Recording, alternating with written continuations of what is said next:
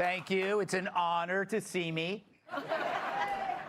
It's Friday, so you know what that means. Let's welcome tonight's guest.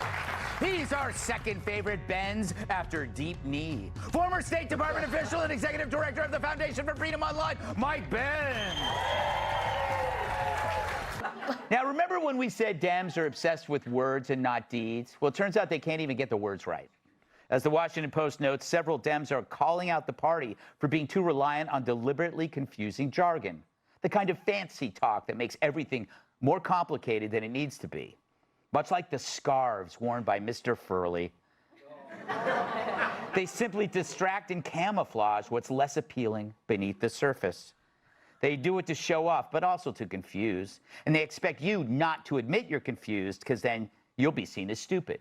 And boy, does this work on libs who rely so heavily on social status and acceptance from the in crowd. Words like social equity, gender-affirming care, and reproductive justice, they're designed to sound smart and get nods of approval from other know-it-alls while covering up the idiotic ideas behind them.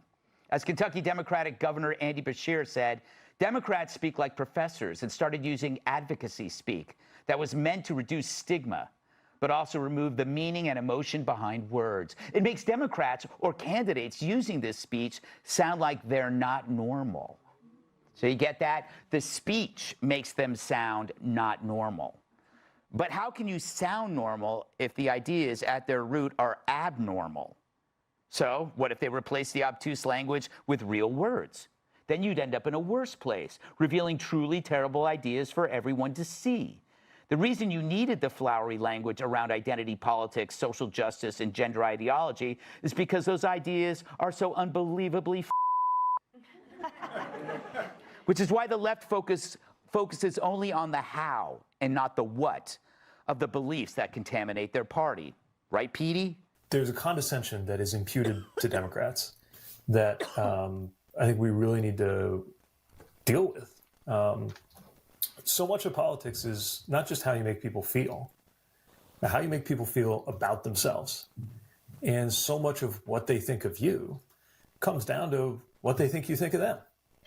And largely because of our very justified horror at the abuses of Donald Trump as a candidate and as a president, we've said and done things that make voters feel like we're talking about them when we're talking about him.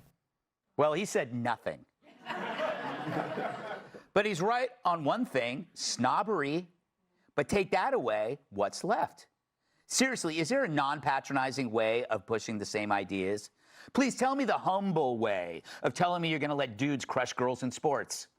Please respectfully convince us that DEI works and punishing criminals doesn't, or that kids should have their puberty blocked, or that Kamala wasn't as dumb as plant soil. It doesn't work. Because like Joe Biden, their ideas can't stand on their own. It's not just the messaging, it's the message and the messengers, and both suck. Why did Trump succeed? People say he spoke with the vocabulary of a sixth grader. True, because his ideas were solid. You can't get more bare bones than this. We're going to build a wall. Sleepy Joe, the worst president in history. There are only two genders, male and female. Drill, baby, drill. Make America great again. No, get those lights off. Off. Turn off the lights. Turn off the lights. Tomorrow, I'm going to come. See, good ideas don't need fancy language. Work hard. Don't spend money you don't have. Take care of your family and community, and never turn your problems into someone else's. And always, always delete your browser history. Smart people say complicated things simply. Arrogant people say dumb things in a complicated way. And morons say things like, "You're watching CNN." So when you hear terminology straight from the faculty lounge at Harvard, you know the ideas are as deadly as Jerry Nadler's seat cushion. So I really don't know how the Dems survive once they kill off their rhetoric, because once they take away the loony language of envy, power, and grievance, what's left? It might be nothing, or perhaps something worse. All right.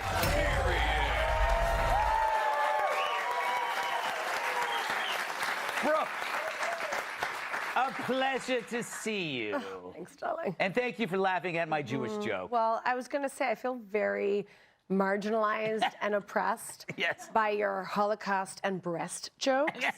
I don't think this is a safe space for well-endowed Jewesses. My truth is not your truth. Yes. And like the whole point of these ideological word salads, as you said in the beginning, is to avoid a real conversation. So you don't have to engage in a conversation. So it's almost become these ritualistic incantations. And while the Democrats are taking a good look because they realize Americans are not dumb and we're not buying this anymore, it seeped into our culture. And it's in movies. It's all over the Netflix. It's in our schools. Our K through 12 curriculums are seeped in this woke, progressive and they're still indoctrinating our children. So we need a whole revamp of the educational system, and it's not just the Democratic Party platform. I actually think it's very, very scary and dangerous. Well said. See? She did that using a first-grade vocabulary. So, Mike, I've noticed something really weird. I don't think the right has fancy jargon. That actually, that's completely true. And I actually think that's a strong suit because it makes you faithful to honesty. You have to be honest because you don't have this sophisticated academic Jenga tower of BS to hide what you're doing. And so it actually makes you less able to pull off slimy, covert political operations because you can't dress stuff up. But it speaks to the voters. And this is where we are now. We're watching this Mean Girls scene play out where the Democrats are sad that fetch has not happened. But it actually plays a key role in the operations that they do, which is why I totally agree with what you said about if you think things are bad for them with this language, imagine what happens when it goes away. When the Disinformation Governance Board came out, that was the first time they called their censorship work, honestly, what it was, disinformation governance. DHS already had those operations run out of their Cybersecurity and Infrastructure Security Agency, which is a name that puts you halfway to sleep before you finish saying it. And they defined cybersecurity to include misinformation on the internet. But the moment they were honest about what it was, public support collapsed, congressional investigations. Nobody likes pedophiles. But if you say minor attracted person, that does not, the problem is the pig. You can't, they're saying, oh, we put cashmere on the pig. We should dress it up in a silk dress. Nobody likes criminals. When you say justice-involved person, you're still supporting criminals. And so I think your point is exactly right. They need this language. It is so true. It is like once you place the spotlight on like trans and sports, nobody liked it. So they had to talk about equity and equality and that these were real women. And then you find out it's all someone's impersonating chief of staff. So, Mike, this is weird. The Wall Street Journal reports that somebody is pretending to be Susie Wiles, sending texts and calling major Republicans and business executives. And the FBI is now investigating who's catfishing as her. How serious is this? Why is this out now? You know the story behind the story. Well, I'm actually delighted when I read this story to see that they just came out and said, we don't know who did it. It's the first time I've heard the FBI not blame it on the Russians. I mean, this is I'm so used to, we don't know who did this. It's probably the Russians. It must be the Russians. And so I think, credit to Cash and Dan Bongino for just saying, we don't know, we're investigating. Yeah. Is this dangerous? I mean, it's a very strange story because it was a solicitation for cash combined with pardon requests. I mean, do you think they didn't know who it was, Susie Wiles? They just thought it was somebody like a Nigerian prince email. They just throw it out to anybody. Well, but this is I think that they're so used to seeing the ability to pay for pardons that they thought that this is the new Nigerian prince scam. It's like, hey, you saw how much Biden donors were, paying Biden for this, and this is the best way to get money out of people is they'll give if they think that you'll pardon their friends. Yeah, Tyrus, I'm going to use this story as an excuse. Our video of the day comes to us from the land of forgotten freaks. First, Chris Cuomo snaps at a YouTube commenter. Eric Galley 8003 says, stick to aliens. Your TDS, I think it means Trump derangement syndrome. Your TDS clouds your political vision. So stick to aliens. You don't have any political vision. Okay? You are the ones suffering from myopia. Look that up. I don't necessarily like that he's what America is choosing, but I understand it. You don't. Because you just see him as giving you this power that your lowly, stupid ass would have never had otherwise. And I am fair despite the fact that I have to deal with assholes like you on a regular basis. I don't give a about aliens.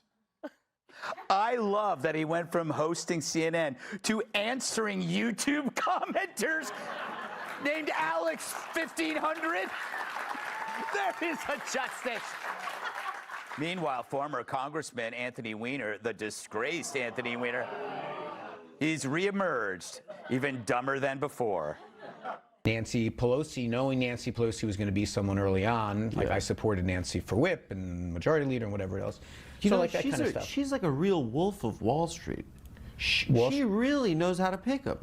She's very good. She's incredible at it. She was very good at her job. She was very good. No, I'm oh, just that. talking, she's unreal. Yeah, but people have money. How the hell does she know what stocks to get behind? A lot of people are rich. Yeah, are you not familiar with that? I'm making a joke about how, like, yeah, and I'm not playing along. Why? You think that members of Congress should own stocks? Why shouldn't members of Congress own stock? It's the most transparent body on earth. I think that every word is published somewhere. Every word that's said. Do you think that if you have an investment in something, go ahead, and there's a piece of legislation that would threaten that investment, do you think that that is a conflict of interest? No. What the are you talking about? Mike, let's be honest, we do enjoy watching this. Well, I do. I've never seen Weiner this angry, and nobody likes an angry Weiner. You could be a weird Weiner. You could be a corrupt Weiner. Yeah. Angry Weiner is no good. But it's funny because David Hogg just yesterday said what Weiner was too timid to come out and just blossom and say. And he's literally on undercover camera. David Hogg said, yeah, she's completely corrupt. She outperforms every major hedge fund in the country. And on the Cuomo thing, think the lady doth protest a little bit too much there. If I noticed that it was a one-line comment. Yes. And you played about a minute of clip, and I noticed there were about 4 cuts. So how long did he go after? If you have to write, a 4,500-page book about someone, about a one-line zinger, it gets to something at the soul of what's bothering you. Yeah, it's more real than you would like to admit. I love it. Keep at it, guys. I need the content for the show.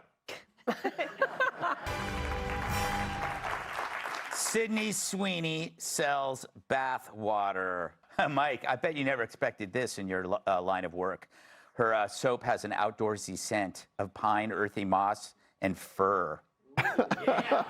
Is there any bath water you would buy?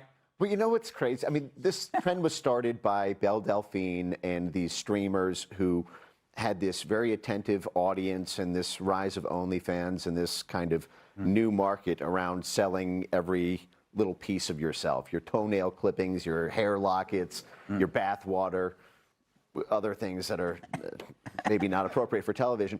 But in a weird way, I mean, if you're attractive enough, you can sell anything. And the thing that terrifies me is how many young people are moving into this space and becoming dependent on it for their whole careers. And it reaches a certain scale where it may actually be significant to U.S. GDP if enough young people start, moving into the space and selling their body for. Bath water could be our new oil. Well, there's a lot of it. Yes. We could corner the world in great bath water. I liked it when Mike Benz said, I don't think what I'm going to say is going to be appropriate for this show. And it's like, dude, have you watched this show? Yeah. I mean. You're watching Mailing It In. AC/DC guy asks, Clint Eastwood turns 95 on Saturday. What is your favorite Clint movie? He's probably my favorite actor of all time. Yeah, mine too. Yeah. I could. Unforgiven's probably the one I've watched the most, or High Plains Drifter or Pale Rider. Mike, what about you? Well, I'm a Dirty Harry guy, but I would call it Dirty Harry. like a tie with just a cinematic replay of Clint interviewing Barack Obama's empty chair. If you could just make a full cinematic of that. Dirty Harry was amazing when he was stepping on Andy Robinson's gunshot wound in Kezar Stadium and just stepping on it and just stepping on it. By the way, great villain, Andy Robinson. We'll be right back. Never mind.